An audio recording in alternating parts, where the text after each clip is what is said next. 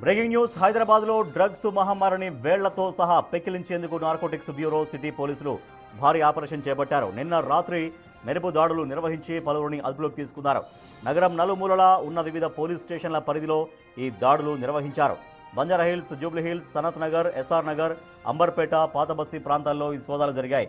ఈ సోదాల్లో దాదాపు 250 మంది రౌడీ షీటర్లకు డ్రగ్స్ టెస్ట్ చేయగా 190 మందికి పాజిటివ్ వచ్చినట్లు తెలుస్తోంది. ఒక్క బంజారాహిల్స్ పోలీస్ స్టేషన్ పరిధిలోనే డ్రగ్స్ తీసుకుంటున్న 13 మందిని అదుపులోకి తీసుకున్నారు. వారిని తొలుత ప్రశ్నించి అనంతరం ప్రభుత్వ ఆసుపత్రులకు తరలించి డ్రగ్ టెస్టులు నిర్వహించారు. పట్టుబడ్డ వారిలో చాలా వరకు 28 ఏళ్లలోపు వారే ఎక్కువగా ఉన్నట్లు తెలుస్తోంది.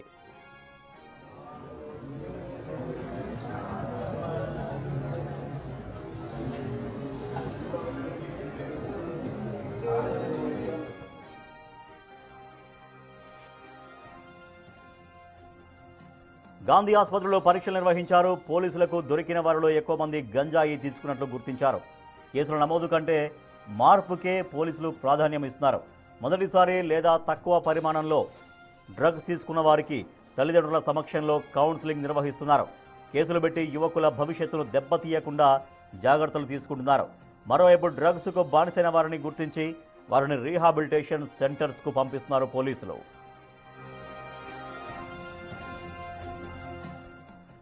మా ప్రతినిధి సుజాత మరింత సమాచారం అందిస్తారు. సుజాత, చాలామంది డ్రగ్స్ కేసులో పట్టుబడ్డారు. సో ఇందాక మనం మాట్లాడినట్టుగా చాలా వరకు కొంతమందిని కౌన్సిలింగ్ చేసి పంపిస్తున్నారు. లేదంటే కొంతమందిని ఏమో చాలా బానిసలుగా మారిన వాళ్ళనేమో రీహాబిలిటేషన్ సెంటర్కి పంపిస్తున్నారు. సో ఓవరాల్గా పోలీసులు ఏం చెప్తున్నారు? ఎప్పటికి ఇటువంటి దాడులు ఎట్లా కొనసాగబోతున్నాయి?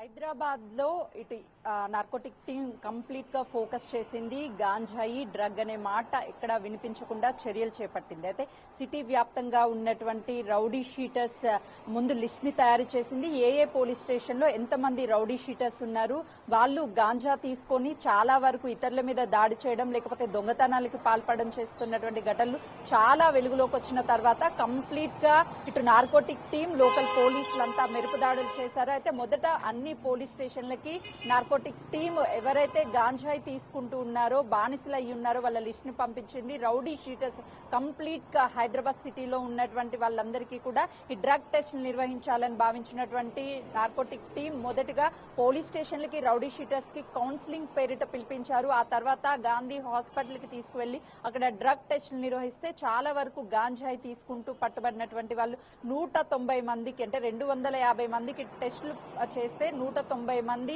గాంజాయి తీసుకున్నటువంటి వాళ్ళకి పాజిటివ్ వచ్చింది.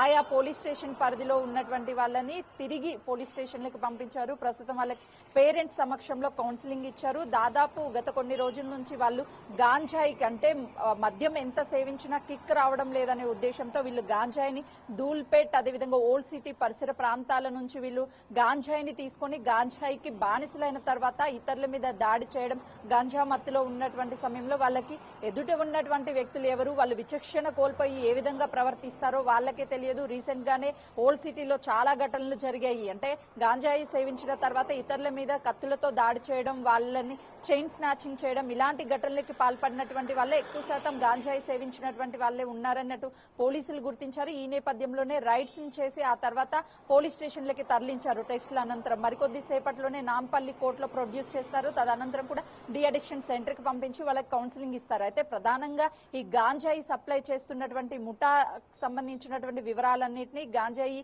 సేవించినటువంటి వాళ్ళ దగ్గర పోలీసులు ఆల్రెడీ తీసుకున్నారు. సో త్వరలోనే గాంజాయి సప్లై చేస్తున్నటువంటి వాళ్ళ మీద కూడా ఉక్కుపాదం మోపనున్నారు ఇటు నార్కోటిక్ టీం. అయితే తెలంగాణ రాష్ట్రంలో కంప్లీట్ గా గాంజా కానీ లేకపోతే ఇట్లాంటి డ్రగ్ కి సంబంధించినటువంటి మాట వినిపించకూడదు, ఎవరు గాంజాయికి బానిసలు అవ్వకూడదు. యువత ముఖ్యంగా చాలా వరకు గాంజా తీసుకొని ఇతరుల మీద దాడులు చేయడం, లేకపోతే వాళ్ళు విచక్షణ కోల్పోవడం, వాళ్ళ బిహేవియర్ లో చేంజ్ రావడం, ప్రాణాలను కోల్పోయేటువంటి పరిస్థితికి వస్తున్నారు. అంటే ఈ గాంజాయి మహమ్మారికి అలవాటు పడడమే అటు ప్రభుత్వం భావించింది. కాబట్టి సుజాత, చాలా వరకు గంజాయి తీసుకున్నటువంటి యువకులకి, తర్వాత డ్రగ్స్ మొదటిసారి తీసుకున్న వాళ్ళకి, లేదంటే తక్కువ మోతాదులో తీసుకున్న వాళ్ళకి కౌన్సిలింగ్ ఇస్తున్నారు, లేదంటే రీహాబిలిటేషన్ సెంటర్స్ పంపిస్తున్నారు. అంటే పోలీసులు కేసులు పెట్టడం పైన ఎక్కువగా ఆలోచించట్లేదు. వాళ్ళలో మార్పు తీసుకొచ్చే ప్రయత్నమే పోలీసుల నుంచి జరుగుతున్నటువంటి ప్రయత్నంగా కనిపిస్తోందా? ఎస్ ఎగ్జాక్ట్లీ రాజేష్, మీరు చెప్పినట్లు డ్రగ్ కానీ లేకపోతే గాంజా ఇలా మత్తునిచ్చేటువంటి పదార్థాలను ఉపయోగించి యువత తన భవిష్యత్ని కోల్పోవడంతో పాటు కుటుంబాల్లో విషాదం నింపుతున్నటువంటి ఘటనలు చోటు చేసుకుంటున్నాయి. కాబట్టి ప్రభుత్వం రేపటి రోజు దేశానికి కావచ్చు, రాష్ట్రానికి యువతనే పట్టుకొమ్మ లాంటిది. యువత భవిష్యత్ మంచిగా ఉండాలి, వాళ్ళు వ్యాపారాల రంగంలో కానీ ప్రతి రంగంలోనూ యువత ముందు ఉండాలి అని చెప్పేసి తెలంగాణ రాష్ట్ర ప్రభుత్వం భావించింది. దాంతోనే మొదటి నుంచి యువత మీద కంప్లీట్ గా ఫోకస్ చేసింది. అయితే గాంజా డ్రగ్స్ తీసుకుంటున్నటువంటి వాళ్ళలో ఎక్కువ శాతం యువత ఉన్నట్లు అటు సర్వే చెప్తుంది. సో ఆ సర్వే ప్రకారమే యువత మీద కంప్లీట్ గా దృష్టి పెట్టి ఎవ్వరు గాంజా కానీ డ్రగ్ కానీ తీసుకొని బానిసలయ్యి కుటుంబాలను కోల్పోవద్దు అని చెప్పేసి సో ప్రభుత్వం భావించింది. కాబట్టే ఒక నార్కోటిక్ టీం ని ఏర్పాటు చేసింది. ఆ తర్వాత ఈగల్ టీం ఇలా ఎక్కడికక్కడ మెరుపు దాడులు చేయడము, కంప్లీట్ గా రౌడీ షీట్స్ ఓపెన్ అయినటువంటి ఎవరైతే సిటీ వ్యాప్తంగా ఉన్నారో వాళ్ళ మీద కంప్లీట్ గా ఒక డ్రైవ్ ని నిర్వహించింది. కేవలం కౌన్సిలింగ్ ఇస్తామో,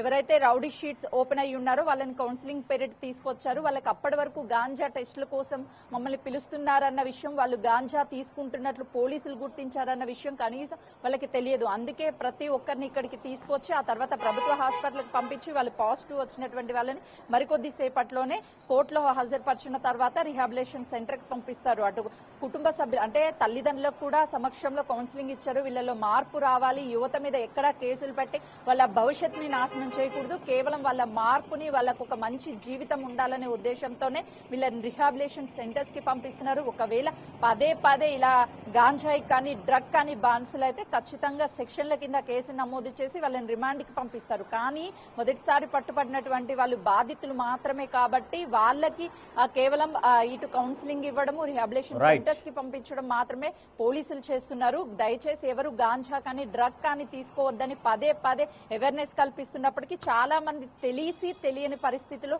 ఈ గాంజా డ్రగ్స్ కి బానిసలు అవుతున్నటువంటి పరిస్థితులు కూడా ఉన్నాయి. Rajesh, right, thank you Sujatha. Narcotic పోలీసులు, హైదరాబాద్ సిటీ పోలీసులు జాయింట్ ఆపరేషన్ నిర్వహించారు. చాలా చోట్ల అన్ని పోలీస్ స్టేషన్ల పరిధిలో సోదాలు చేయగా దాదాపుగా 190 మందికి పైగా పాజిటివ్ వచ్చింది. చాలామంది రౌడీ షీటర్లు, మొత్తం 250 మంది రౌడీ షీటర్లకు టెస్ట్ చేయగా డ్రగ్స్ టెస్ట్ చేయగా 190 మందికి పైగా పాజిటివ్గా తేలింది. ఒక బంజర్ హిల్స్ పోలీస్ స్టేషన్ పరిధిలోనే ఒక 15 మంది యువకులకి పాజిటివ్ రావడం, దీంట్లో ఎక్కువగా గంజాయి తీసుకున్నట్టుగా పోలీసులు గుర్తించారు. సో గంజాయి తీసుకున్న వాళ్ళకి వాళ్ళ పేరెంట్స్ సమక్షంలో కౌన్సిలింగ్ నిర్వహించారు.